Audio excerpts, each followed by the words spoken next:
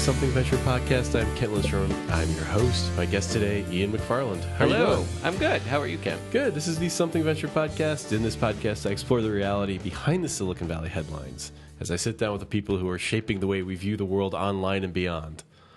A friend of mine wrote that. I like that. And you're certainly doing that. Why, thank you. I'm trying. I started this podcast because I would listen to Silicon Valley podcasts. I've said this a couple times. And they would be like people very inside Silicon Valley. So if you were in Dublin or something, you wouldn't know what they're talking about. You mean in the East Bay? Yeah, exactly. If you were in Europe or wherever. Right. And then they would kind of complain a lot about Microsoft, and then they would talk about how great Apple was. How about that Nokia acquisition? Right. And then I would sit down with like people like women, and they'd be like, oh, there's all this terrible sexism. Like, it was a fascinating conversation.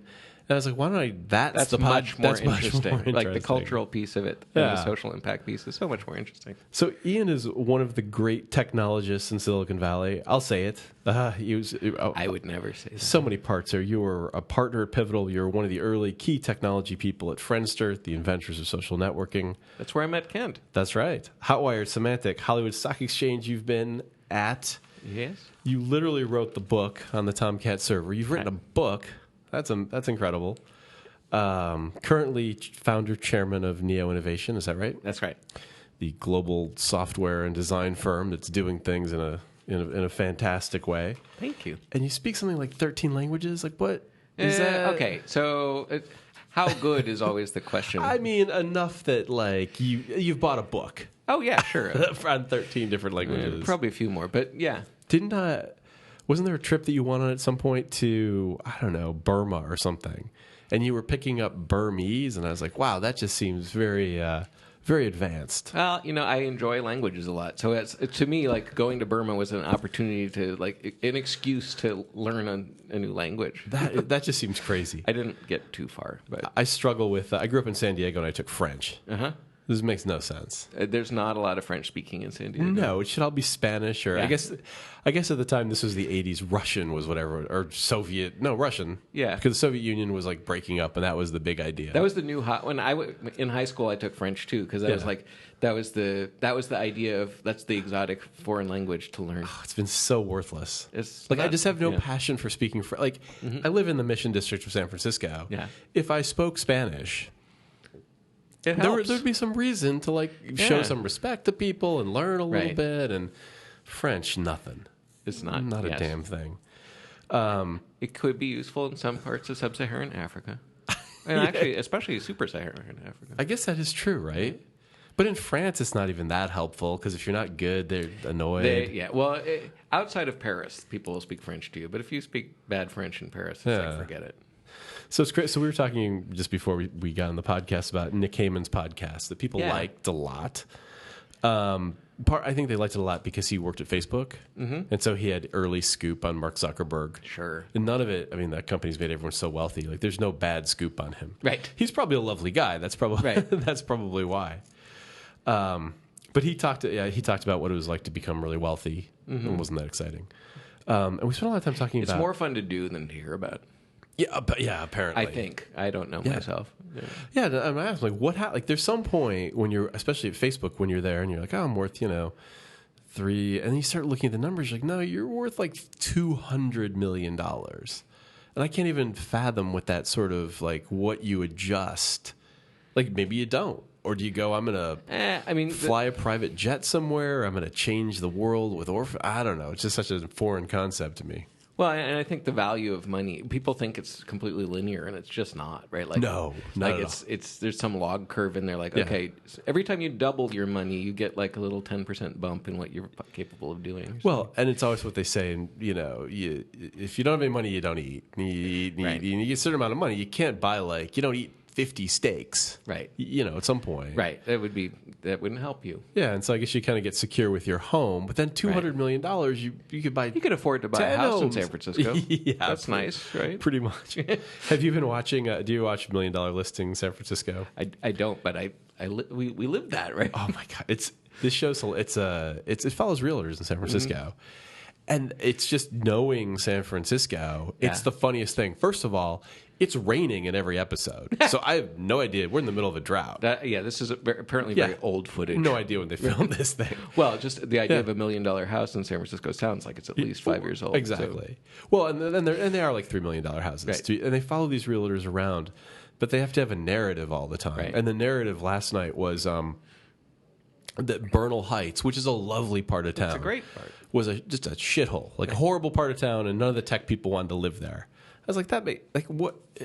It's that's raining. never been Bernal true. Heights, a shithole. This is like Brigadoon, not Right. San Francisco. Like, I don't know what the hell you guys are doing. But it has been interesting, right? San Francisco's. It's been very odd. Like what? I mean, and I've lived through a bunch of booms. I mean, this Yeah. boom is definitely different. Yeah. Right? Like, I mean, the You didn't say that in '99 or no, the '99 boom was way different from anything I'd experienced before. Right. But we sort of had a couple of that boom and then the dot bomb after that, and Right. we had the second boom.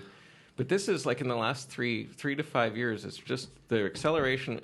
The weird thing is, those booms still attracted outside people just based on money. yeah. But this is the first boom where I feel like there's a lot of people coming into town who have no appreciation for what made San Francisco special, but are Yeah. just here for the money.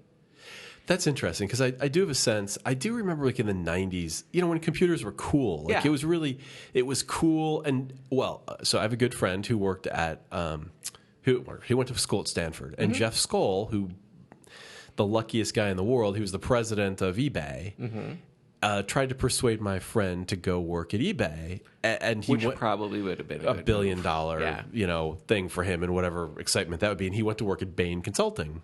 Perfectly acceptable thing to do. The way safer choice. Perfectly rational. Yeah. But that was kind of the narrative in the 90s when Right. eBay was there. It was like, you're nuts. You're Right. it would be like saying, I'm going to go be an actor. Right. It it might work, but you're nuts. Right. And you're right. This time, it's sort of people have this very calculated sort of. Well, I'm going to work at Twitter, and Twitter or Facebook, and Facebook stock's going to go up. Right.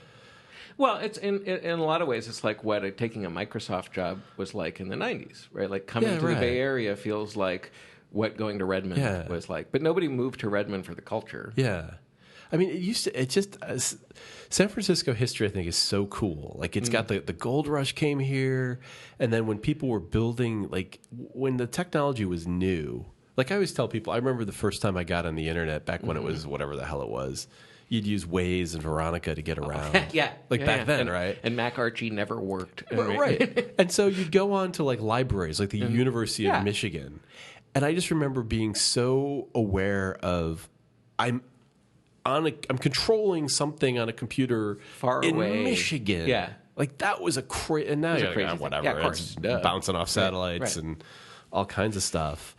And why is it so slow? yeah, right. Exactly. As opposed to like, this is amazing. It's This is been- happening in sort of real time. Yeah, it's been 14 seconds and my movie still hasn't downloaded. I'm a little bit outraged. That's right. Yeah, it is. It does seem like it's a little bit. Well, there's also the thing where so it used to be all the companies were in Silicon Valley, Right. and now they were located in the city, so of San Francisco. Yeah. And they've injected further people into the city by having these, which is a very nice thing of them to do. They have buses that take people Sure. from the city down, which presumably takes cars off the road. And it's safer and all of that, but Well, it's funny because the interesting thing to me about this is that places like Google were really resistant to opening San Francisco offices because they wanted to have a co-located single culture campus, yeah. down there, which is in itself a little bit ludicrous when the single campus is like 2 miles across, right? right, yeah. That doesn't actually help you talk to people more. Yeah, we have investors from Andreessen Horowitz, and they have we'll talk about that some other time. Sure. They have a very interesting model of how they do things, and they really insist on not having an office in the city because they want everyone to be in the same campus. Right. But then everyone just ends up being in coffee shops and hanging out at their friends' places too. So I'm not sure what that actually accomplishes. Right, and I think the reason that so ultimately Google caved in on this because they realized that the people that they needed, in order to bring art and culture into their products, they needed to attract design-sensitive people. Yep. On the development side too, like across the board, those are the ones who wanted to live in San Francisco. Yep. And so I mean, I was consulting there at the time that they finally opened the San Francisco office, and they were really reluctant to do it. And the problem is, I mean, and the reason that was important was because San Francisco was this vibrant cultural community that Silicon Valley never was. From the outside, everyone assumed that Silicon Valley was just this big thing that included San Francisco, but there was this huge cultural divide between startups that were Silicon Valley startups that were sort of back-end hardware startups and San Francisco startups, which were social, like all the ride-sharing apps, all the photo-sharing stuff, all the people-based stuff. That was all San Francisco Twitter, right? Like a total classic San Francisco startup. And what's happened then is that it's made what should have happened is that sort of pulled the software space more into this socially aware, socially relevant space. Yeah. But what's happened instead is it's just become sort of absorbed into the old classical Silicon Valley. Right. And now it doesn't have this cultural vibrancy. And part of it is like now all the artists who used to make this a fun, exciting place are priced out. Yeah. They're all moving to Oakland. Oakland's our new Brooklyn. Right. Or they can't afford Oakland anymore, and now they're going to leave the Bay Area. And so we're slowly like killing the engine of excitement and diversity. You have these people coming and like complaining about homeless people. Like why are you who was here before me spoiling my wonderful San Francisco experience with your poverty? Yeah, you self-absorbed bastard. Well, it's really weird too. I was talking, and like people are complaining that the buildings don't have doormen. Which is like, that's just a New York thing. I think you mean New York. Yeah, right. Like, I don't know. Like, we just never did that. I've always found that I could open my own door. Yeah, it's not that hard. There's a level of entitlement, even here in San Francisco, that exceeds. Yeah. And you've got knobs, you've got hands. There's about 3 or 4 different things. We probably have some clever new door opening technique that's like uses Bluetooth. So. Yeah, and then, so of course, then the punchline is I heard then somebody's like, they're starting a doorman as a service. Pretty much. Yep. You joke. That's what it is. Yeah. I wish I'd thought of that. It's doorman as a service. And so you get this weird, like people, the flip side is people are really mad at these people who are moving in to San Francisco. Driving up the prices, and that's really odd. Like they protest. I'm not worried about them driving up the prices. I'm worried about the cultural impact. Yeah. Like the Mission used to be this fun, edgy community, and now it's like I feel like we live in Bel Air now, and I didn't actually move to the Mission to feel like I lived in Bel Air. Yeah, it's funny because I live right near Valencia Street, which is like the hot street, and you walk down Valencia Street on a Friday night now, and it's like it's not Hispanics and whatever you would expect on a Valencia Street. It's like just kind of piles of people, and I'm sure they're fine people, but they're probably totally not. Well, most of them are great. Yeah, and then you do have folks who are like entitled and expect. Why are there Mexicans in the Mission? They should be like... that is the worst. Yeah. It is the worst. And there's, I'm curious because it's all over San Francisco, there's high rises going up like crazy. It's crazy. Every buildable lot in San Francisco is under construction. Like, aren't they all going to come on at the same time? And won't there, like, are there that many $4,000 paychecks in this town? Well, that's an interesting thing. I mean, the vacancy rate is low enough that I think, like, the actual delta in number of units is probably not that big. But so I think it will attenuate the demand a little bit, but probably not that much. Yeah. But you are seeing real estate developers overpricing their new buildings. Like there's a building with $8,000 units in it that it's shockingly still empty. Yeah. It does seem crazy, and there's a weird thing too where I have a friend who. So apologies to people who don't live in San Francisco who listen. There's a little inside baseball, but. Yeah.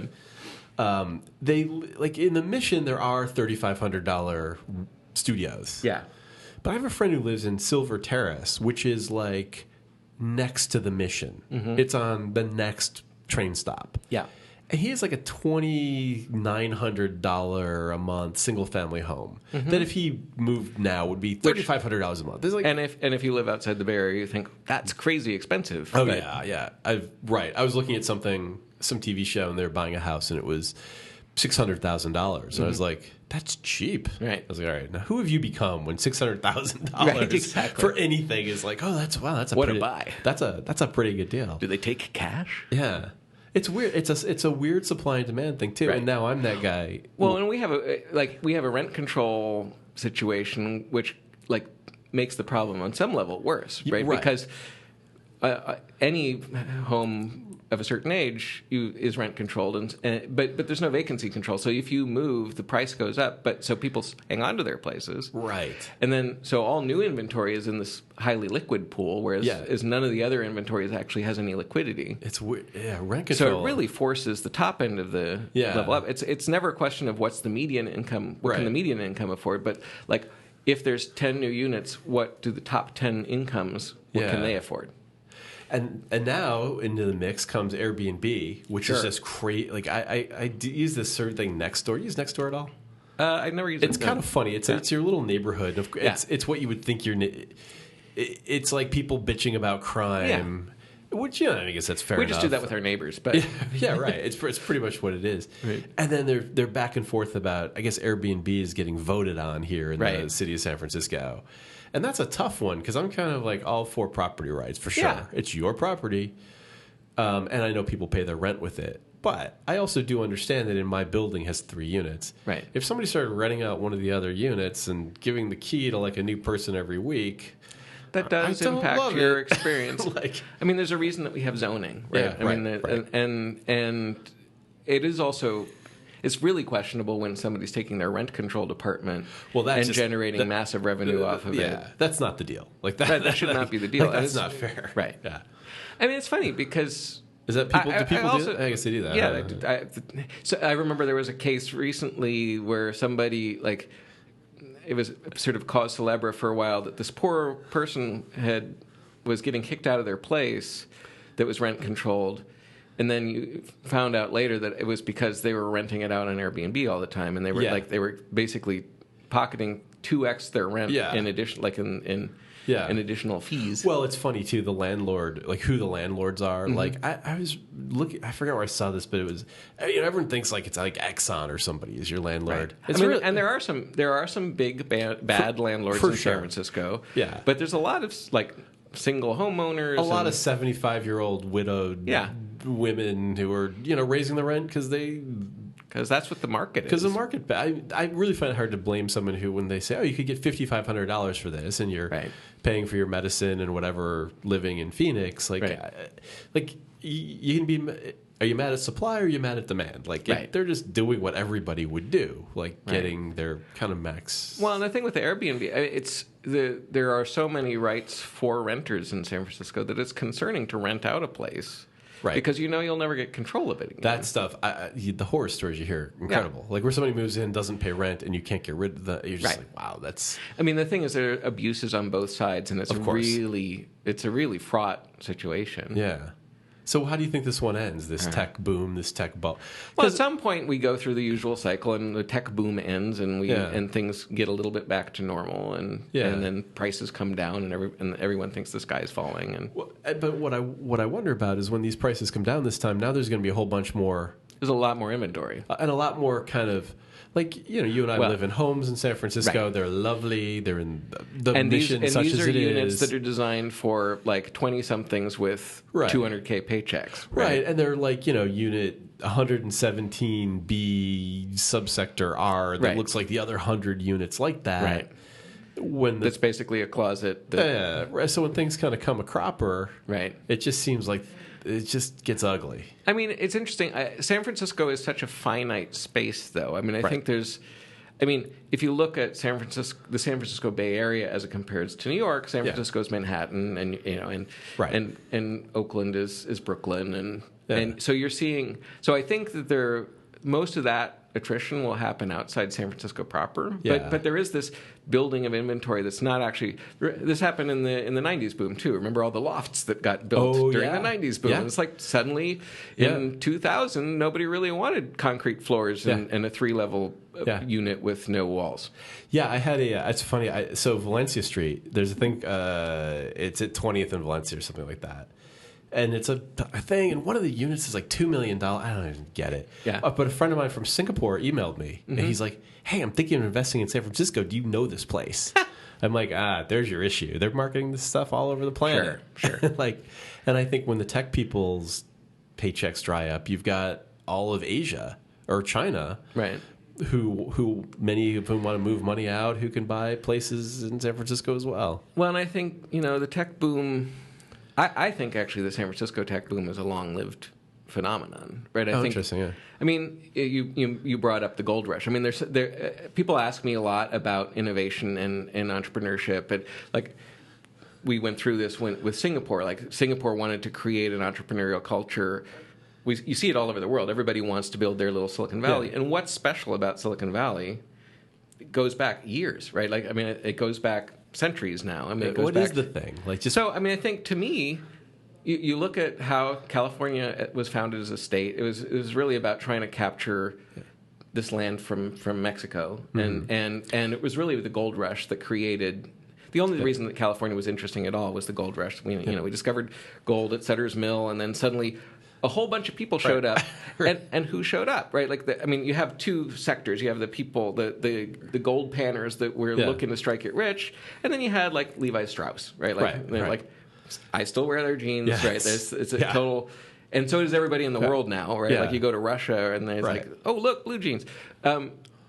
But these were all people who were attracted to taking risks. So the whole culture of California is predicated. Right. It's the people who did not stay in Boston. Right. Who are the people who did not stay in England. They're all the ones that didn't stay in England. Right, exactly. They're like, we're a little edgy, so we're moving to the new world. And then, Boston's boring and staid, so we're going to move to California, which doesn't have any services. And like, it's like we're going to live off of sourdough bread and hope we strike it rich. Right. So we have this. So we have that. Yeah. We have the big four, and particularly Leland Stanford, but like this railroad baron culture, which is the seeds of our venture community, right? Yeah. Like, the Rockefellers.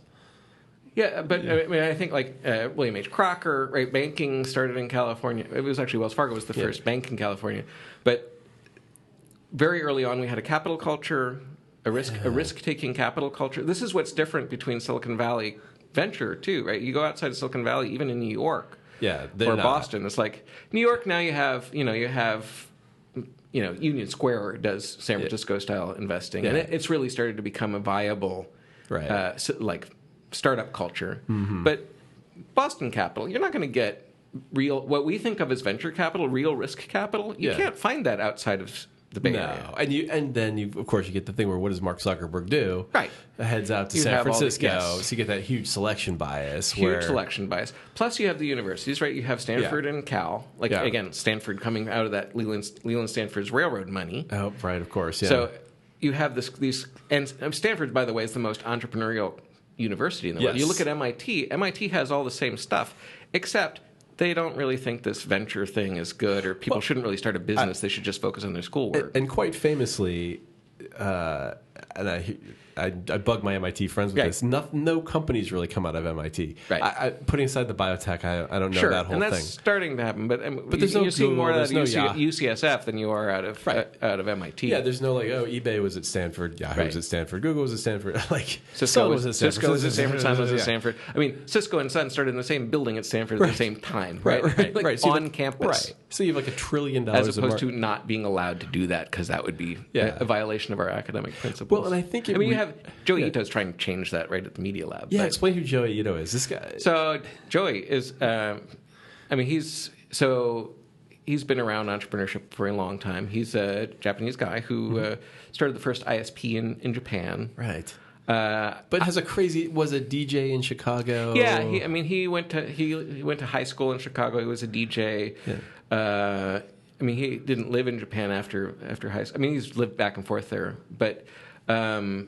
He was connected to the early web community. I first met him at this things called Thursday night dinners that we did at Cyberganic back when I was at Wired magazine back in like 1994. Yeah, there's this little community of people who were doing basically all the web stuff. Yeah, and we would have dinner together every Thursday, and he came out for that a bunch of times. But he's this very entrepreneurial guy, very thoughtful, insightful, brilliant guy, who was doing venture in Japan in a Silicon Valley style way, and started Digital Garage, the company that I worked for a bunch of years, and really brought that culture and that notion of taking innovative risk into the Japanese market. Now he's running the Media Lab at MIT. And why didn't he stick around Silicon Valley? Like, how does a guy like that decide to be at MIT? because he still is connected to it. I mean, like, so being at MIT, I remember he was talking to me about it when he was still thinking about it. Like, he's the kind of guy that if someone had asked me, would he take a job somewhere, I'd be like, no, that's stupid. And then when he said, I'm kind of thinking about taking this job running the Media Lab, it's like, that's kind of fun, right? Yeah. Like, it's the best toy box ever, right? Yeah, right. So, like, well, I totally true. get why you would. And his ability to touch so many different. I mean, they do biotech, they do material science, they do everything. Yeah. So, like, it's one of the most diverse, innovative labs. It is in the very world. cool. So, and it's not like he doesn't invest still, and he, as an investor, he can do Silicon Valley style stuff elsewhere. Right. Is there a music connection? Does MIT have a music thing? Yeah, Am absolutely. I getting that right? So Harmonics basically came out of Media Lab research. Right? Wow. Like, so, Rock Band was. I'm sorry, Guitar Hero was came out of the lab. Oh, that's interesting. Yeah. So are we ever going to figure it out with like getting engineers working around the world and not having to flock to Silicon Valley? Like, everyone can't live here. They're trying. Yeah, we're certainly trying up the it in San rents. Francisco. But it seems like everybody kind of tries. And as I've traveled around the world and seen it in different communities, you just, I don't know. I mean, there's a critical mass question on one level, but there's also yes, people are starting to start innovative companies around the world. You're seeing a lot in Scandinavia and the Baltics, right? Like Skype came out of Estonia, right? And so any place that has good universities and smart people and entrepreneurial flair, right? Like to put it in super abstract terms, can do these things. You need the capital culture, and you do have, and you're starting to see like the Skype money turned into venture funding that's willing to go take risks. Yeah. But it's hard. You have to have that capital culture that's willing to take risks, and you have to have entrepreneurial people who are willing to take risks. Yeah.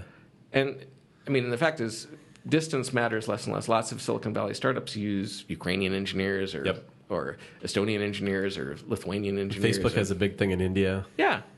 Right. I mean, you have India, you have China. These are both large countries with good IT schools. Yeah. And I mean, let's talk about China and hardware, right? Like, you can't make hardware at scale economically outside of involving China, really. Yeah. Well, and it's driving them nuts, too, that like using the sneaker analogy where Nike sells a sneaker for $80, takes 75 of it for the marketing, and then China gets 5 for the rubber and the construction. And I think China's kind of trying to figure out, okay, maybe we want that other 75 too. That's right. They haven't figured it out, but they like it. Well, and this is what was happening with Singapore. This is why Joey dragged Pivotal and IDEO into doing this stuff with Singaporean government was they were trying to do exactly the thing. They were tired of making other people's hard drives and wanted to start to get some of that high multiple. And why does it never seem to work? I was in Mexico City recently, and they've got a huge startup thing. Huge, like, they've got labs and buildings, and the government finance guy shows up and talks. And well, one of the things is I think that it takes real sensitivity to get the capital culture right, and to get the innovation culture too. I mean, but I think the thing that's missing the most consistently across the board to me is the capital culture. Yeah, like that real risk taking. And the problem is, you have sovereign wealth funds investing in startups. That's never going to work, right? Yeah. Like, I don't know. Do you need $1 billion? Like, right. Okay. Okay. The smallest thing we do is $10 million. That's it. Like, we're not going below 10. And tell us in 3 years whether it worked. Like, that's not the level of. You can't do that stuff completely hands off with brand new entrepreneurs and expect anything other than crazy launch parties. Yeah. Right. Like, I mean, we had crazy launch parties in the Valley. I guess that's right. Yeah, as I've met people, there's something about it where like it's the big show in Silicon Valley. It's like it's this capital city. Of the world in innovation. It really is. And so part of it is you have a huge brain drain. Like if you are an A player, like let's look at IIT, right? Like if you're in the top 5% of the class at I think even the top 95% of the class, but I think that certainly the top 5% of the class at India Institute of Technology. Yeah. You probably live in the Bay Area.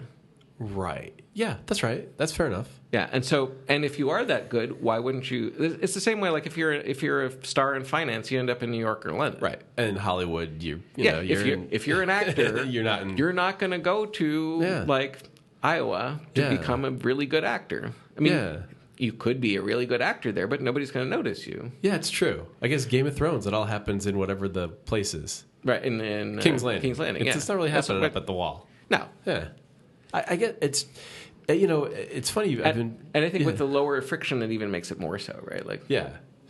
Well, I mean, you go to places like Dublin or Singapore, and they're doing the right thing. Like, it's right, but you listen to people, like when I was in Mexico City, and they're fantastic entrepreneurs, and a lot of them listen to this podcast, but there's something about, like, they're, like, by not being in, they were like, oh, I'm working on this thing and this thing. You're like, oh, somebody did that thing in Silicon Valley 3 years ago. There's 7 known problems about it. I don't even know where to begin. The exposure, that's the thing. Like, you get outside Silicon Valley, these are all perfectly reasonable sounding ideas, but you don't get the exposure. It's so much part of the culture here. So there's a few things. One, you know what other people are doing because they're all around you, and you just hear it. They're literally around you in the coffee shop. You go to Ritual Coffee. I mean, they're actually passé now, but you go to these places, whatever's cool now. Whatever the current hot cafe is, and you can't help but hear these 20 things that are going on. Yeah. So there's that. So you also know what's happening on the technology. But part of it is you just start to understand what entrepreneurship is about. Like here, I mean, if you're listening to this podcast outside the Bay Area and you know what a term sheet looks like, you're probably that's unusual, right? Yeah. And honestly, like, people here don't necessarily know what goes into a term sheet. If you ask 20 people on the street, but probably 19 people on the street know that a term sheet is a thing that you get when you're trying to raise money. Right? Yeah, and on the investor side too. Like, there's certain things that you just wouldn't. I talked to somebody out of town that had a term sheet from somebody, and it was just weird. It was weird, right? Like, super weird. Right. Like they had all kinds of decision. Like here, a term sheet is like, I'm going to give you some money. I'm expecting to never see my money again. Right. There's some chance it's going to be Uber. Right. And that'll be cool. There better be a 1 in 20 chance that it's Uber. Yeah, that's it. Yeah, and that's it. But this guy was like, he was going to be involved in management decisions, and if they raised more than like $2 million, he got something. It was just so you end up with these really ridiculous. complicated capital structures. And and you see that a lot with companies outside the valley that then come to the valley, like come to the valley late, and they've already gotten this really uninvestable cap structure. Yeah. Like, that nobody's going to touch with it. I mean, part of it is there's so much opportunity here for an investor. If you're a venture capitalist, you don't have to take a weird deal, right? All right, that's enough for this week. So part 1 of my conversation with Ian McFarland. So generous of him to do it. So great to sit down with him. We'll continue next week. I know you guys are busy. Want to keep these things short. Thanks so much for listening. This has been the Something Ventured podcast. I'm Kent Lindstrom. Thanks for listening.